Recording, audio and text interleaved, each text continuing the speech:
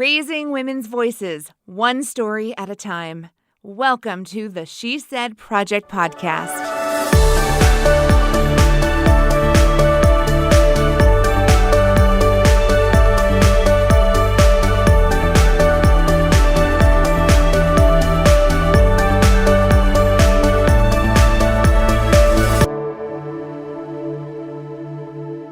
I am so excited to welcome our friends back to this week's episode of the She Said Project podcast. I am Jeanette Jerzyk, your co-host of this fun story sharing time. I'm the National Director of the She Said Project, and it is my pleasure to welcome my co-host, Carrie Rosso. How are you? Hi, I'm great. I'm so excited to be here today in your fancy virtual living room.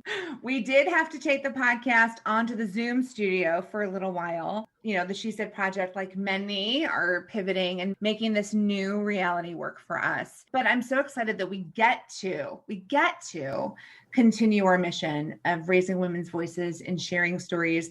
And we're not going to let a little thing like a pandemic stop us. You know what I'm saying? Like the history of all time, women are like, oh, please, seriously? Like, we got things to say. Sit down, pandemic. Okay, I can't even breathe. I think I just shot some coffee out my nose. Okay, we've all been there. It's true. Like, we did a live show in February of 2020, and then the world shut down and everything's been pushed back. So we did what we had to do, and we went virtual. We launched a series of virtual story sharing showcases. And what that allowed us to do was welcome women that we wanted to spotlight and share a moment with that weren't necessarily in our home community. I'm, of course, speaking of today's guest, the amazing Vicki Clark has joined us today, and she's here on our Zoom and she's here on our podcast. And I am so excited for our listeners to get to know her and hear her story today. Hello, Miss Vicki. Tell our listeners where you are and how are you doing in this crazy year of 2020? Jeanette and Carrie, thank you all for, this is so fun. I am in Memphis, Tennessee, and basically I have spent since March 12th in this chair as someone who used to travel 300 days a year, speaking and training and all of that. And I have actually, been doing it this way. You talk about the community of women. I think of the community as women as all of the women whose stories you so wonderfully bring to light and give us those opportunities. So I don't think of community as geographically. You all have created such an enormous community of women that just we're connected by our stories and we're connected by our experiences. And I'm just blessed to be a part of this community. So thank you all. You are so welcome. And when I reached out to you and asked you if you would be willing to join us on a Zoom call that would be recorded and shared with our audience in a virtual storytelling show, like, you were so open to the idea and willing and excited and supportive. It's people like you that made what we did possible. So I can't thank you enough. You also had such a great cohort of women who came together. You were in the second virtual show that we released in 2020. And what a phenomenal group of women you got to. Oh my God, the dream team. That's what I call us, the dream team. We were, and I've listened to the others, but I was really just to hear the other women's stories and to, again, it's about people's journeys. And what good is the journey if you don't share the journey? And so that's why, it was as much of a learning experience for me to hear the other women's stories and just to learn about them. And it's inspirational. I'm never going to pass up an opportunity to be part of something like that because I get to learn and take in and because I approach the world as a learner. Well, the story that you chose to share was something very personal and intimate that you and I talked about. There was a big why behind sharing this nugget of your life's experience. So I think let's go ahead and play the clip from the show so that our listeners can learn from you as well. And then we can talk about it a little bit. So Vicki Clark joined us in the She Said Story Sharing Showcase that aired in October of 2020. And her story, the breakdown that led to the break-in, that led to the breakthrough. Right.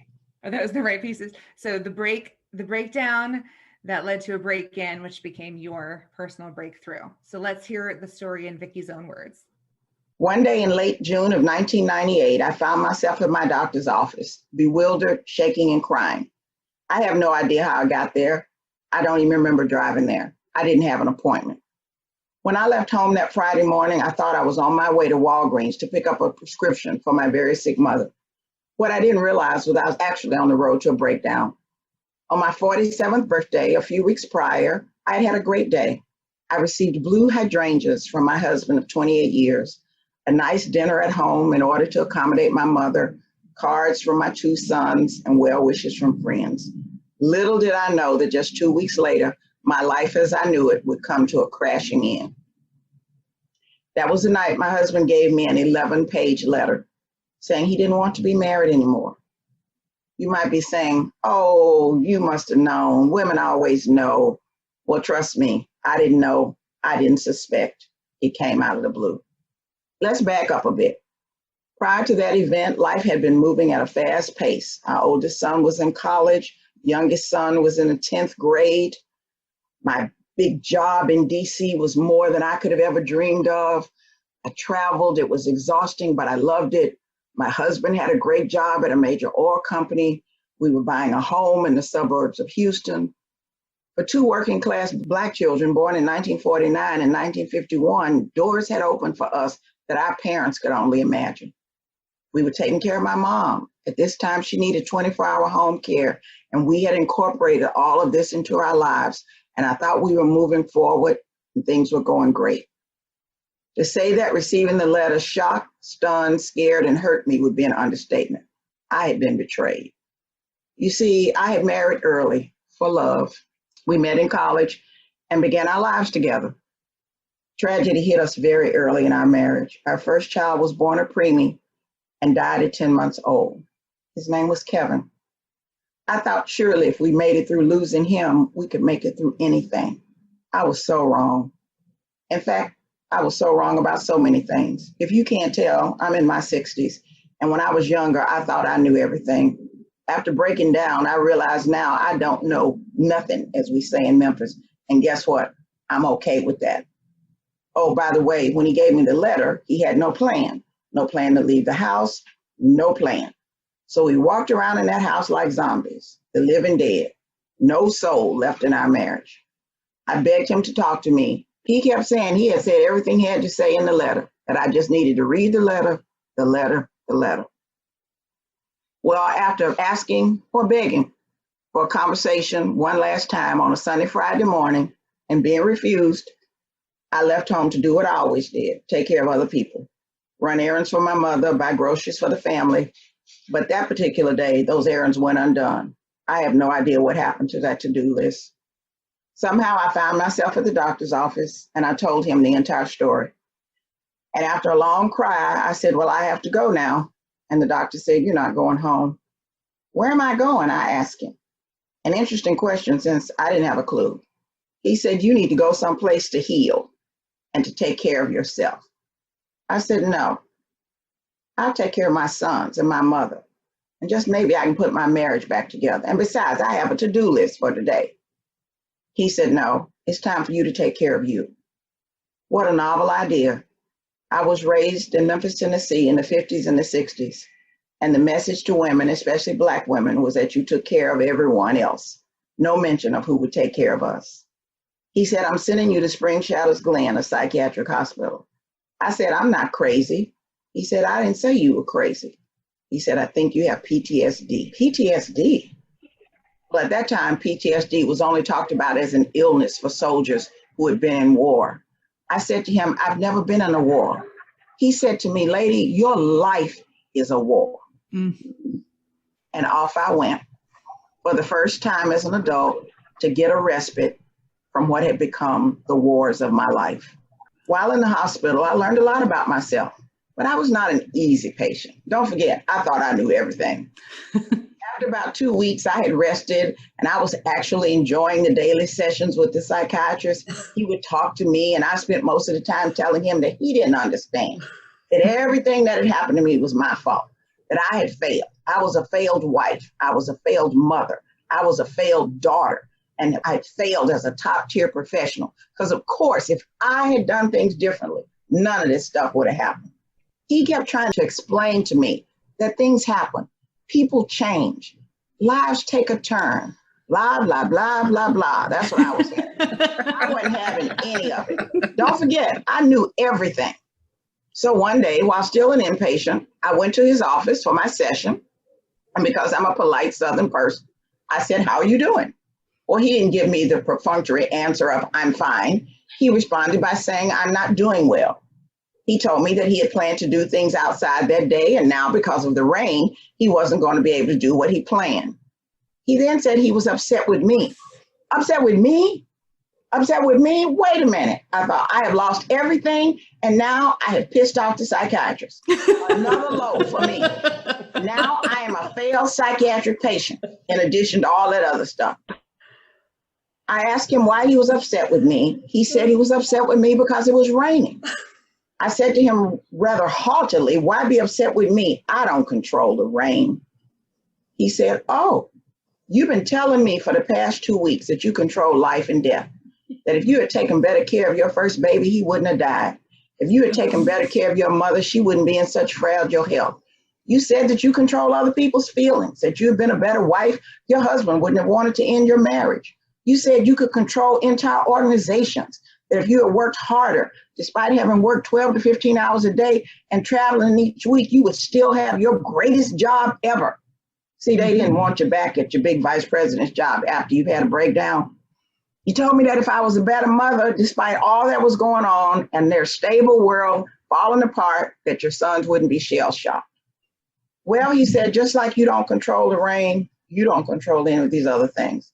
I've been trying to get through to you for 2 weeks that none of us control all or most of the things that happen to us in our lives. All we can do is manage it, try to stay whole, and get through the tough times with help and support. Help and support. I really never asked for help. I was always helping everybody else. Well, that day I had to admit that I didn't control the rain or any of the other things that I was feeling so guilty about. In the midst of my hospital stay, I was allowed to go home for a visit to see my mother. She was too sick to come and visit me.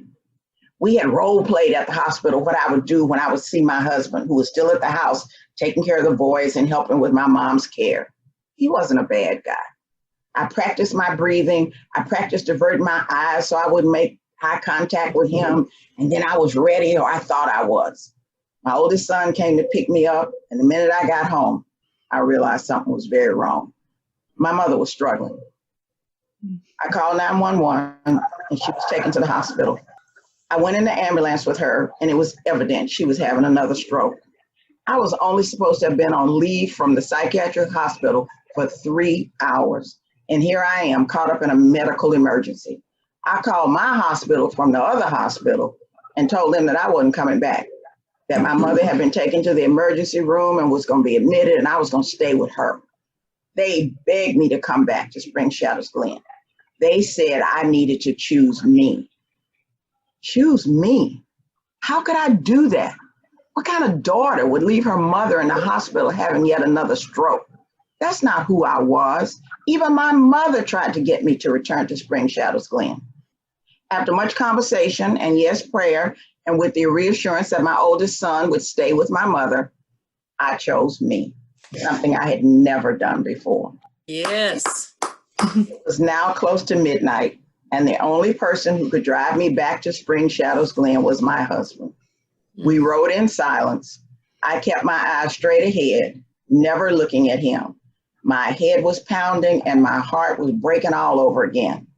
We arrived back at the facility after midnight, and I jumped out of the car. He asked if he should wait till I was inside. I told you he was polite.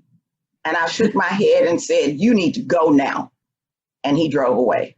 Well, how did I know that you couldn't get into a psychiatric hospital through the front door after midnight? There's no buzzer. There's nothing but darkness. What was I supposed to do?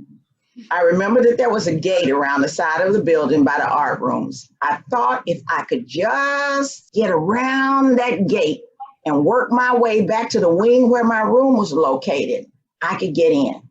I was determined to get back in. I knew that if I could just get in, I'd be okay. As I made my way around the side of the building in the dark by the overgrown bushes, I was confronted by a security guard. He asked me what I was doing. I told him I had to get in there. I belonged in there. Because you see, at that time, I didn't feel like I belonged anyplace else. He asked me my name. I told him my name was Vicki Floyd. My legal name is Virginia, and my married last name is Clark. But I had decided, since I lost my life, my identity, that I would go back to being Vicki Floyd. She was the happy girl, the girl who had it all going on, so happy and loved. But of course, the nurses didn't know the head games that I was playing. So when he got on his walkie-talkie and said some woman named Vicki Floyd was trying to break into the Spring Shadows Glen, they said they didn't have any patient named Vicki Floyd. I finally began to name staff members and to describe my room, and he called and asked someone to come to the door. When the nurse came, she said, "We've been waiting for you. We've been waiting for you. We're so glad you came back." The guard was dumbfounded as I fell up the steps and into the arms of the nurse, sobbing. She kept saying they were so proud of me. How could they be proud of me for leaving my mother? She said they were proud of me for finally choosing to take care of myself.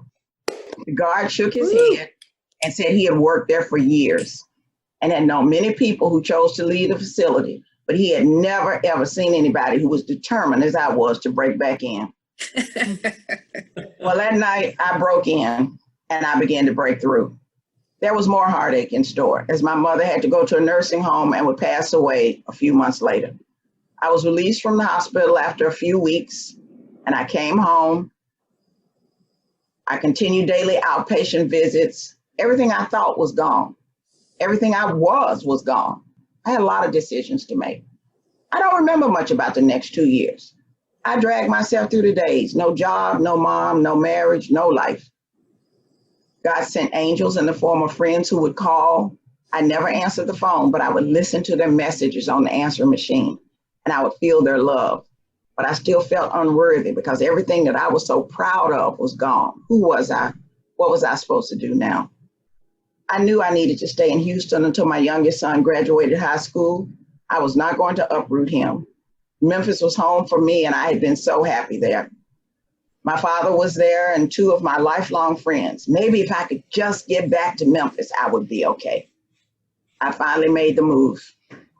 My father wanted to make it clear to me that he did not need to be taken care of and that I better not think that I was coming home to take care of him. I fell to my knees crying, and for the first time in my life, I admitted to him and to myself that I was coming home for him to help take care of me. Another breakthrough moment. The journey of life has led me back to where I began, but I saw myself as a broken, failed woman. Most of my conversations with friends were about what was, what had been. How could I talk about a future I couldn't even see or imagine? My best friend, Carolyn, who is more like a sister and such a faithful and wise woman, said to me, "I know God has something for you. I don't know what it is, but as long as you keep trying to hold on to the past, you'll never move forward into your future." She told me, "There's something on the other side of through. You just got to go through." She was right. I was stuck in the past. I was doing the time warp. Once I began to release the past, forgive myself, forgive others, and make space in my life for a future, a new life began to unfold. I began to get calls for speaking engagements and training. And before I knew it, I was in the training and consulting business. Somebody told me that. I said, yeah, that's what I do. A whole new life began to unfold. One I didn't choose and couldn't see, but was going through, and I continued to heal, to forgive myself, and to forgive others. Before COVID hit us, I was traveling 300 days a year, training, speaking, consulting. My life is very different now. I hardly leave the house. I'm at the top of the list for those who will have, as they say on TV, an unsuccessful outcome if I get COVID. That means at my age and with my underlying conditions, I'll probably die. But I've had another breakthrough. My work has become virtual. And to my surprise, I'm reaching more people and more people are reaching me. I've always been a big talker.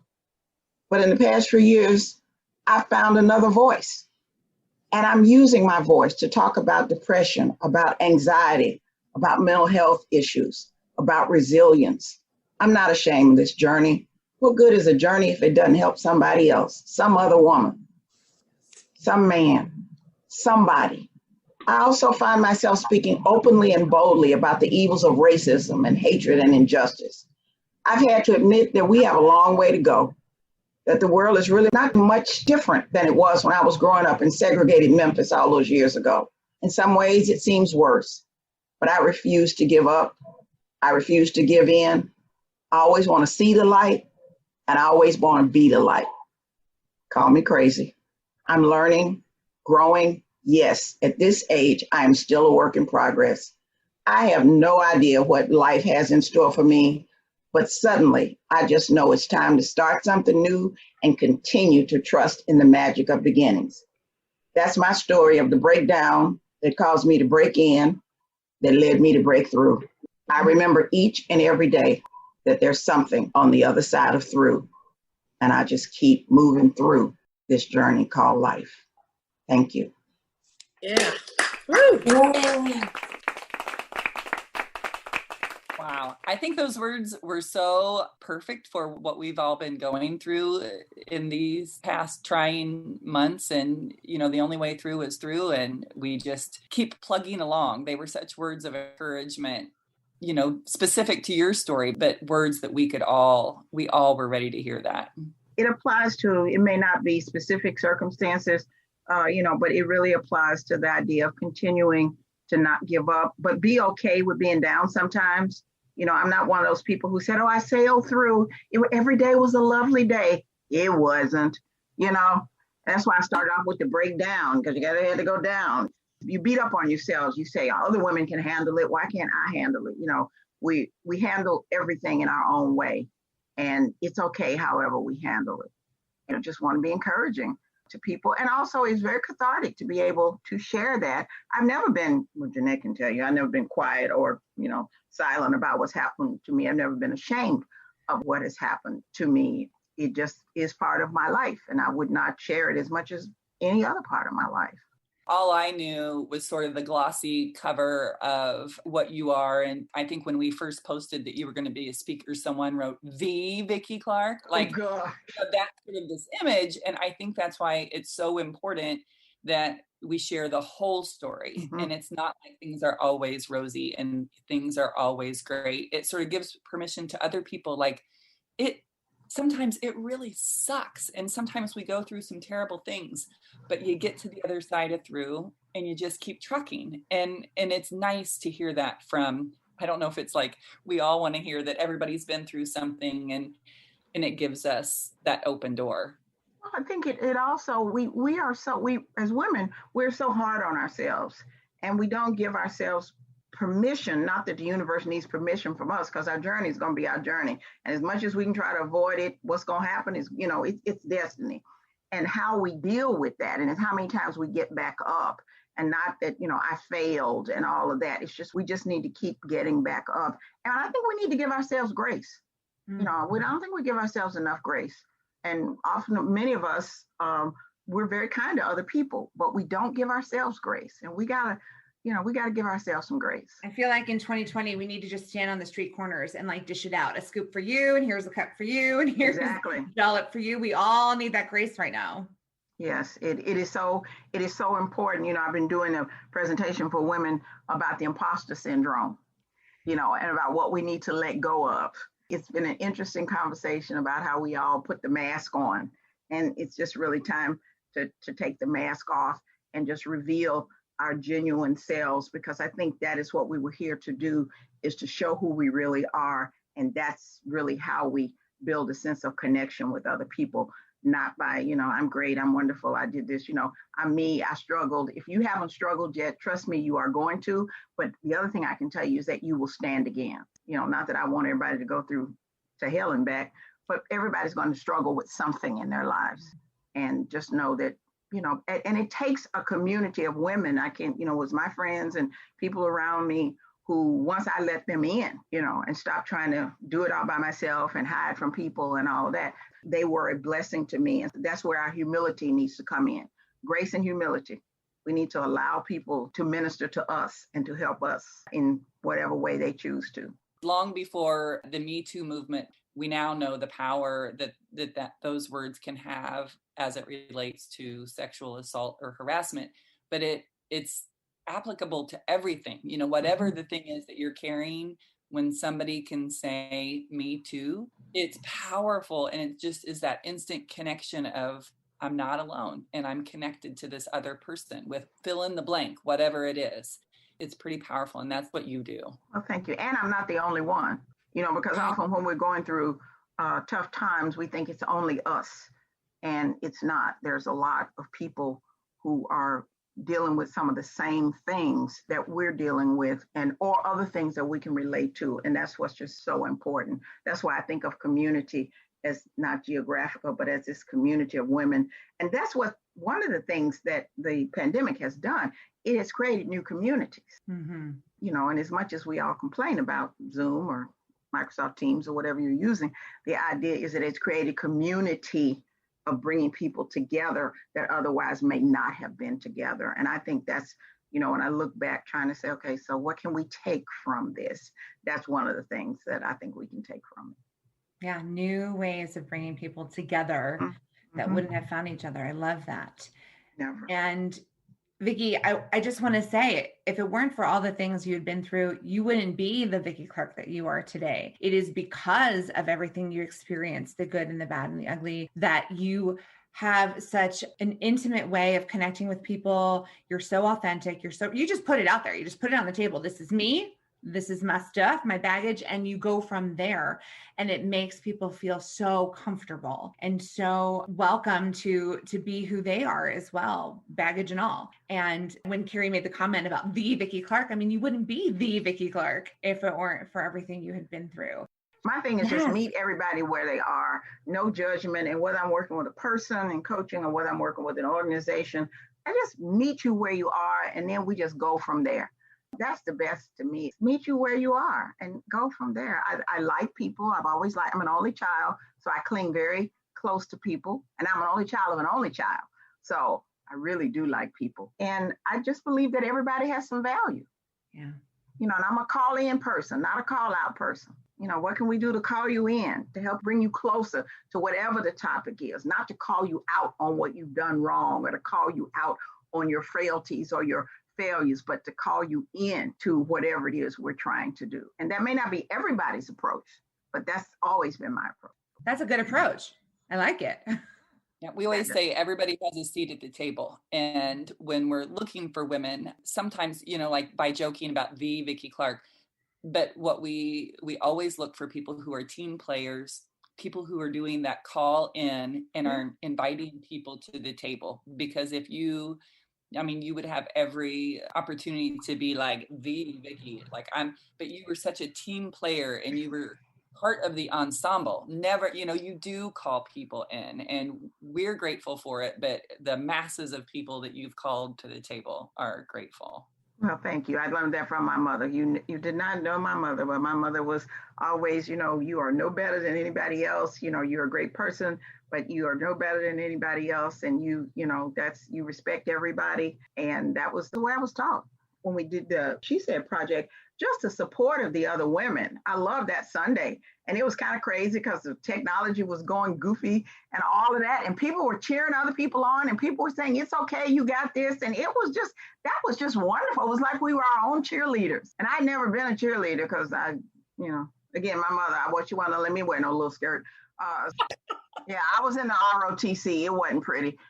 So it was fun, being a cheerleader for other women, but it was also wonderful to have other women to support, me, and people were saying, okay, we got this. And we were all going, we got this. And it was, and I know Jeanette and Kevin were going nuts, but I just thought it was like, oh, wow. And we didn't even really know each other. That was what was so wonderful. When you can find the right group of women and bring them together with no pretenses and there's, no divas at the table, just this pure environment of support, it is so much easier to take off those layers and get to the true, authentic story. And that is what we have worked really hard to create, is that environment at That's What She Said. And I want to thank you for coming on that journey with us, for being, in the virtual world, you were still part of a beautiful cast of women who shared stories and helped us connect women everywhere. And that's what we continue to do each and every week on the She Said Project podcast, by connecting with the women who've gone through this experience like you have, Vicki Clark. Thank you so much for your time.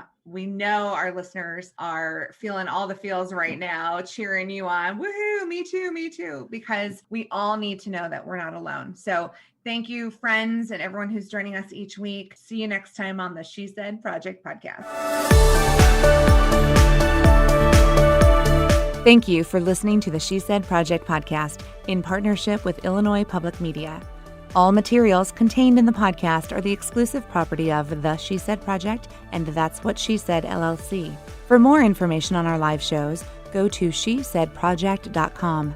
This podcast was made possible with support from Carl and Health Alliance and presented by Sterling Wealth Management, empowering women to live their best lives.